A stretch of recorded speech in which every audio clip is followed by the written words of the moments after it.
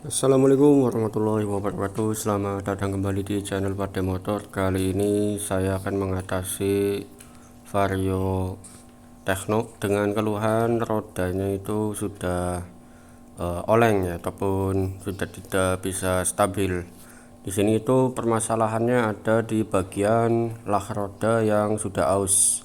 Ya, maka dari itu kita akan melakukan proses pembongkaran pada bagian roda dan bagian gardan, karena untuk lah roda di sepeda motor metik itu terdapat di bagian gardannya ya. Dapat kita lihat seperti itu, kondisinya sudah aus ya untuk bagian laharnya.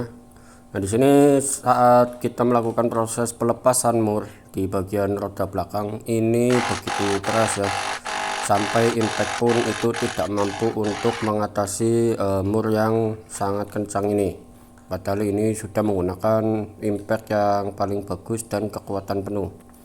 Nah, di sini saya bisa melakukan ataupun mengatasi untuk mur yang sudah sangat kencang seperti ini ataupun macet itu dengan cara menggunakan bekas dari yang namanya pipa shock breaker ya, ataupun as-shock depan dari sepeda motor. Caranya itu seperti ini, tinggal kita masukkan dan bentuk seperti huruf F ya, seperti ini, dan kita tinggal putarkan saja dan tambahkan sambungan bekas shock depan dari sepeda motor, yaitu nanti akan bisa mempermudah dalam proses pengerjaan di bengkel kita sehari-hari. Oke, nah untuk melepas pada bagian roda alangkah baiknya dilakukan proses pengendoran pada bagian mur kampas remnya agar roda itu dapat bisa dilepas dengan mudah. Nah, di sini dapat kita lihat ada kampas remnya sudah dilakukan penggantian yang baru ya. Arti ini sudah pernah dibongkar, tetapi mekaniknya mungkin tidak mengecek pada bagian as rodanya, ataupun mungkin yang punya kendaraan tidak mampu untuk melakukan penggantian lahar dari bagian as rodanya. Oke, kita lakukan pelepasan pada bagian blok JVT nya, karena untuk melepas pada bagian kardan ini perlu yang namanya melepas pada bagian puli yang ada di bagian belakang, karena ada bagian baut-baut yang ada di dalam JVT ya, untuk melepas pada bagian kardannya. Maka dari itu kenapa untuk ongkosnya itu terbilang mahal, karena di sini kerjanya itu dua kali ya, karena harus melepas pada bagian JVT dan harus juga melepas pada bagian roda belakang ya, karena pekerjaan terlalu banyak. Makanya dari itu untuk ongkosnya itu dibilang lumayan mahal ya, karena dapat kita lihat untuk pengerjaannya itu seperti ini ya, bautnya itu banyak sekali ya. Oke, setelah dilakukan proses pelepasan baut, kita lepas dulu untuk di bagian blok gardannya.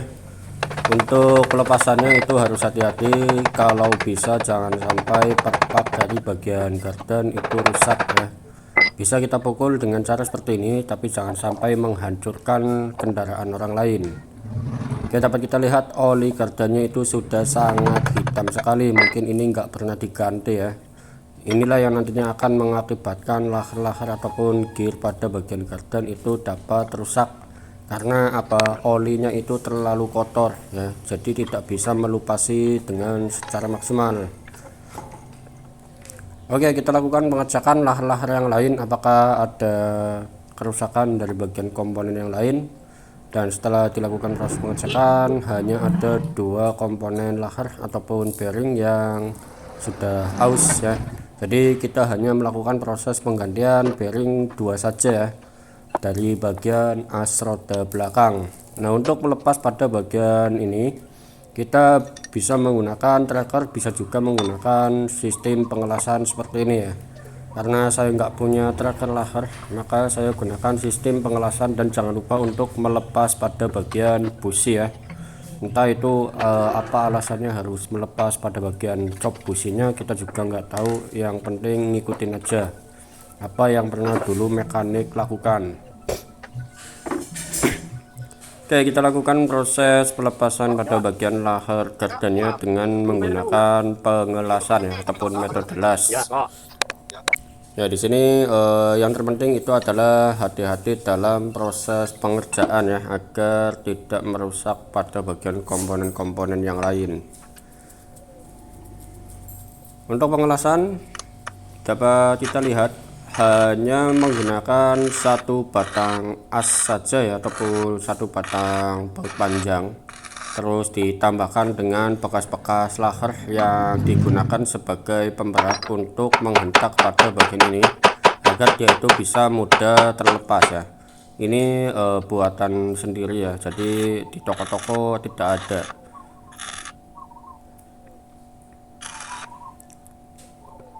Oke, buat pengalaman kalian kalau misalkan kelas, jangan lupa untuk memakai kacamata safety-nya ya. Jangan seperti yang ada di dalam video ini, nggak menggunakan kacamata ya, karena hanya menggunakan mata tertutup ataupun merem. Oke, selanjutnya adalah melepas pada bagian laher yang ada di ini ya, didudukan di bagian kampas rem belakang ya. Untuk melepas ini itu sangatlah mudah sekali ya. Sudah harus dipersiapkan tatakan dari kayu ya, terus ini siapkan asok depan buat sebagai bahan pemukul ya, terus juga martil ya buat memukulnya. Nah, ini udah terlepas seal sama lahernya ya, tinggal kita lakukan proses pembersihan saja pada bagian rumah garden ya. Nah, jadi di sini tinggal kita bersihkan dulu sampai bersih.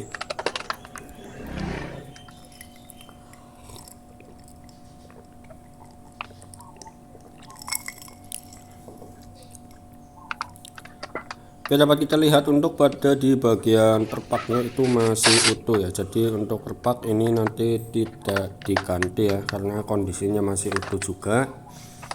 Kalau misalkan perpaknya itu sudah putus patah, itu wajib dilakukan penggantian agar tidak kerja dua kali ya. Barangkali misalkan di sini putus terus cuma hanya dilem saja dipasang, nanti lambat laun ternyata bocor, itu malah nanti bisa bekerja dua kali ya untuk melakukan penggantian perpaknya. Jadi alangkah baiknya ya wajibnya ganti ya, kalau bisa ganti. Kalau misalkan di situ masih bagus ya nggak perlu diganti juga, tidak masalah.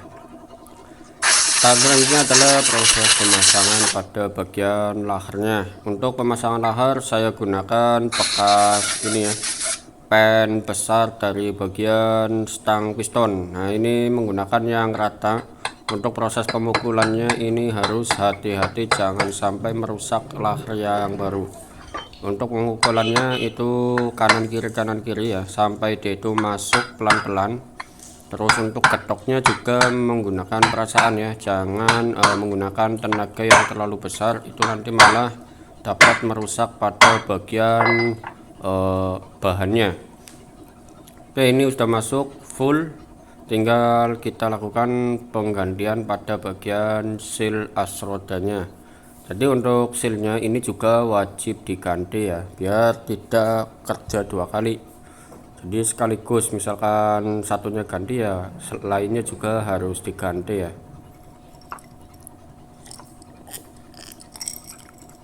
Oke, untuk sealnya kita gunakan yang originalnya saja ya, jadi jangan menggunakan bahan-bahan yang biasa. Untuk proses pemasangannya itu jangan sampai terbalik ya, kondisinya untuk yang ada angkanya itu membelakangi ya, jadi tidak menghadap ke depan ya. Kondisinya seperti ini. Untuk proses pemasangannya kita lumasi terlebih dahulu di bagian sealnya agar dia itu mudah masuk ya, ataupun tidak seret ketika sealnya itu masuk di kedudukannya. Tinggal kita tekan-tekan seperti ini ya, terus kita bisa gunakan yang namanya mata sok ya. Untuk saya biasanya dengan menggunakan mata sok seperti ini, ada juga menggunakan mata sok ukuran 30 ya, ukuran 30 mili, itu yang biasa digunakan untuk ngendorin mur komstir ya, ataupun mur setang yang ada di sepeda motor CB ataupun ya motor-motor inilah ya, yang asnya itu panjang. Ya, di sini menggunakan mata sok ini tidak bisa masuk sampai posisinya, maka saya gunakan dengan menggunakan mata sok ukuran 30 ya. Untuk mata sok ini itu jauh lebih enak karena kondisinya dia itu bisa lebih presisi ketika dilakukan proses penekanan. Dia itu tidak akan bisa merusak yang namanya seal ya. Ini sealnya baru, jadi untuk pemasangannya hati-hati jangan sampai merusak seal ya. Jadi dengan menggunakan mata sok ini itu jauh lebih gampang pada saat melakukan proses pemasangannya ya. Dan untuk pemasangannya itu wajib teliti ya, karena di sini kan biar tidak mengganti sealnya 2 kali, jadi harus hati-hati. Ini perhatikan kanan kirinya, apakah posisinya itu sudah rata atau belum. Misalkan belum rata, kita getok lagi. Kalau misalnya sudah rata ya sudah selesai. Oke, ini berarti sudah selesai ya. Ini tinggal kita lakukan pembersihan komponen-komponen yang lain seperti ini. Membersihkan pada bagian as rodanya ini ya. Ini asnya itu sampai berkarat seperti ini nih. Nah, itu dapat kita lihat ya, untuk asnya itu sampai berkarat. Oke, kita lakukan pembersihan dengan menggunakan bensin ya. Jadi jangan sampai kita melalaikan dalam proses pembersihannya.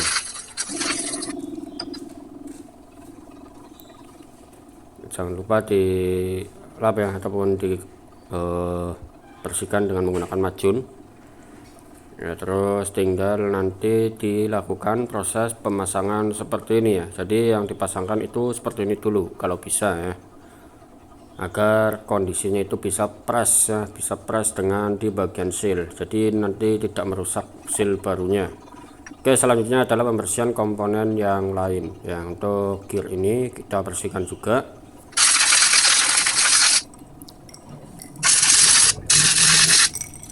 ya. Jangan lupa untuk minum dulu ya, sambil menjelaskan itu jauh lebih enak. Oke, kali ini saya akan menjelaskan bagaimana cara melakukan proses pemasangan gear pada rasio gearbox ya, ataupun apa ini namanya, gardan ya. Jadi untuk pemasangan gardan ya, untuk di bagian sini itu lebih baik kalian masangnya itu di sini ya terlebih dahulu ya, karena ini untuk meminimalisir terjadinya proses pemasangan yang salah ketika seal itu masuk. Nah, di sini untuk proses pemasangan tahap awalnya itu adalah di bagian gear ini ya, gear yang diterima dari bagian CVT ya. Ini kita pasangkan di sini itu ada bekas kedudukan dari bagian gearnya, dari bagian ini ya. Ini ada bekas tandanya. Ini berarti nanti jangan sampai terbalik ya untuk proses pemasangannya. Nah, untuk tahapan yang pertama itu adalah melakukan pemasangannya itu, ini berarti posisinya menghadap ke atas ya, jangan sampai terbalik. Kita pasangkan ini dulu. Nah, ini pasangan dulu. Nah, baru nanti dilanjut dengan gear yang besar ini. Nah, gear yang besar ini kondisikan pada bagian ini itu sudah bersih ya. Dan pada saat melakukan proses pemasangan, untuk bisa diperhatikan pada bagian sealnya ini ya, jangan sampai merusak pada bagian seal yang sudah diganti. Oke, untuk pemasangan tinggal seperti ini saja, slot sudah. Selanjutnya itu ada di bagian sini ya, tinggal pasangkan saja seperti ini. Kondisikan, diposisikan pas ya. Jika misalkan sudah pas, nanti dia itu bisa masuk sendiri seperti ini ya. Nah, untuk proses pemasangannya tinggal dimasukkan saja nanti seperti yang ada di dalam video nanti.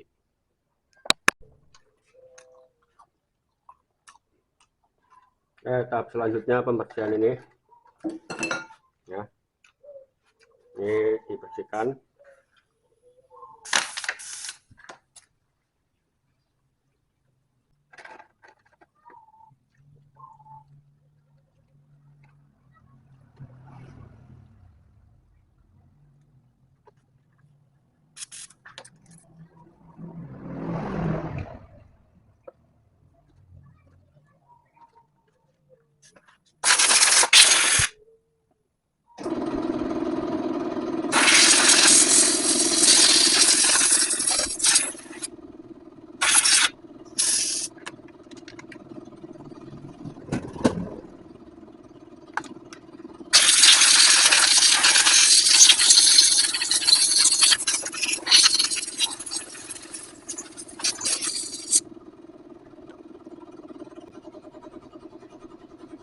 selanjutnya nanti tinggal beli komponen laker ini ya. Ini wajib ganti karena kondisinya emang sudah aus ya, sudah aus. Makanya kalau misalkan ganti laker roda ya berarti dua-duanya ya, kanan kiri, itu biar nantinya bisa lebih awet.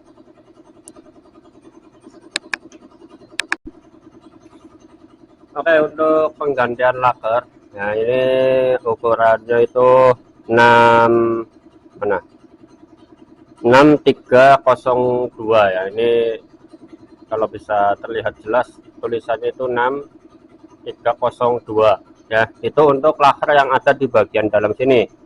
Kalau untuk laker yang nempel dengan apa box garden yang ada di sebelah ini bagian kan, itu ukurannya 6022 ya, 6022 ya. Di sini untuk laker ini 6302 ya. Ini sudah saya belikan, tinggal kita lakukan proses pemasangan. Dan perlu diperhatikan untuk laker ini ya, untuk proses pemasangannya itu perhatikan di bagian ini ya, cari yang tidak ada tutupnya ya, cari yang tidak ada tutupnya. Karena apa, di sini itu nanti ada yang namanya proses pelumasan dari bagian oli gardan. Tapi kalau untuk laker yang ada di gardan sana di sebelah kanan itu wajib yang tertutup ya, karena dia itu tidak terlumas oleh oli gardan ya. Kita pasangkan ya di sini. Untuk proses pemasangan seperti biasa dikasih pelumas dulu ya, biar licin. Nah, dikasih pelumas seperti ini.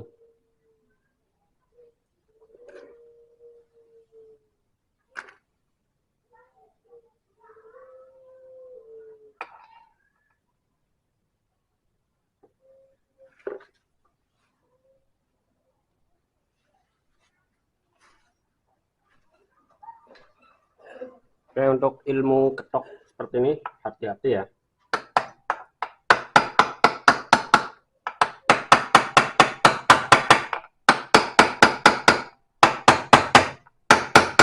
Pelan-pelan. Kalau ngetok bagian ini tuh pelan-pelan. Yang penting masuk.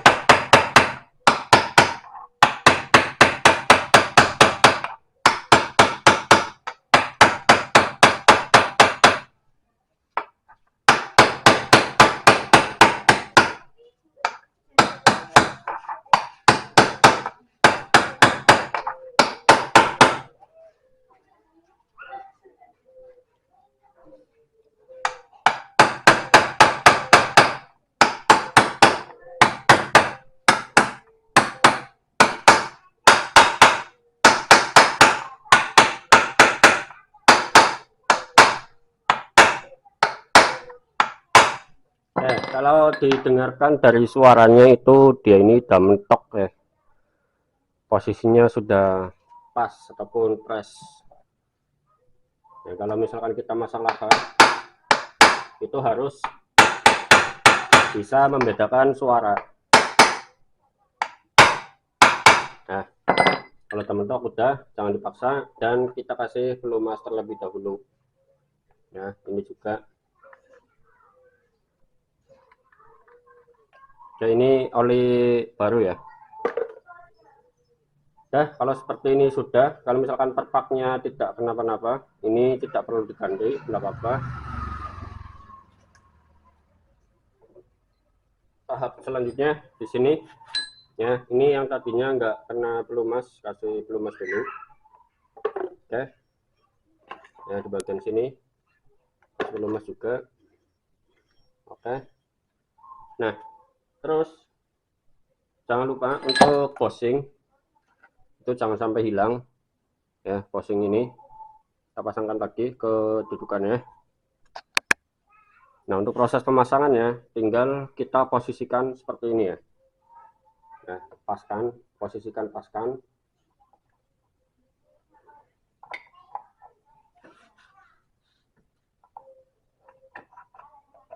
Nah, kalau misalkan di sini nggak mau masuk, tinggal kita putar pada bagian rodanya ataupun di bagian sebelah sini. Nah, sebelah sini kita putar, posisikan biar itu dia pas. Nah, posisikan pas, masuk ya, tinggal kita baut saja ya. Untuk proses pemasangannya biasa tanpa ada yang namanya penjelasan ya. Ini nanti oli kardanya juga wajib ganti baru karena di sini olinya sudah sangat hitam. Ini yang mengakibatkan laker itu cepat aus.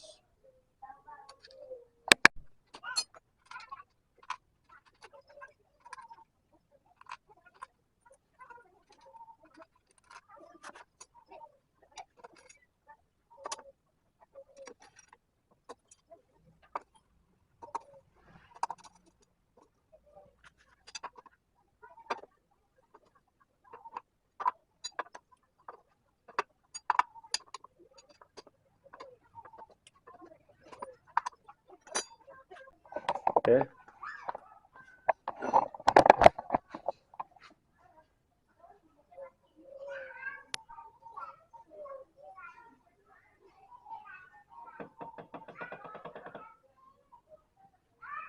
Ya, tinggal kita pasang pad kampas ya. Ini tinggal kita pasang kampasnya.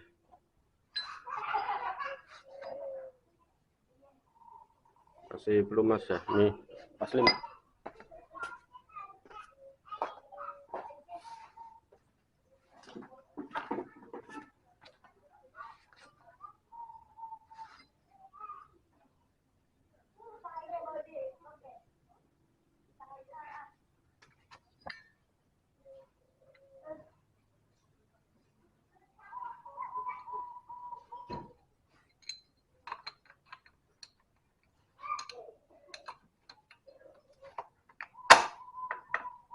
Oke.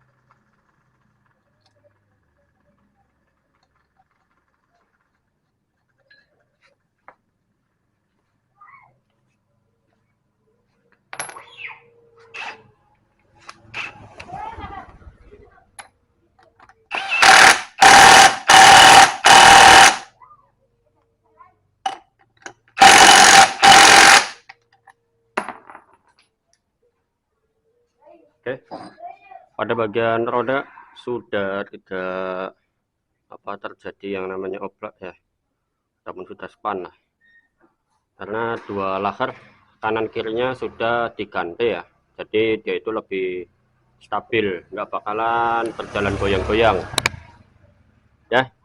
Tinggal kita pasangkan saja untuk bagian knalpot sama di bagian CVT-nya ya. Berarti untuk penanganan roda ini sudah selesai, dan jangan lupa untuk melakukan penambahan pada bagian selang ini, selang hawa ya ataupun selang udara.